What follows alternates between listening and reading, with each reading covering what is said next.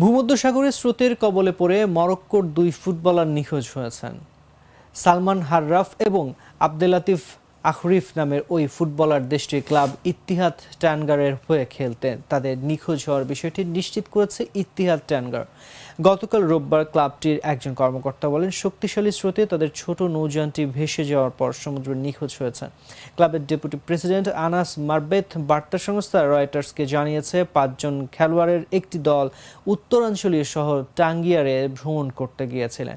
তখন তারা গভীর জলে সাঁতার কাটছিল। তখন প্রবল এবং স্রোত এবং বাতাস তাদের নৌযানটিকে দূরে সরিয়ে দিয়েছিল।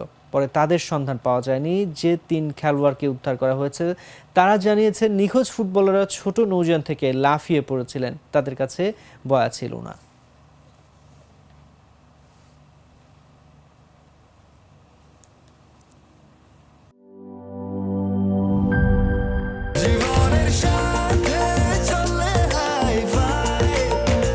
স্বাস্থ্যকর অল টাইম ফ্যামিলি কেক, সব সময় অল টাইম হেলদি লাইফ।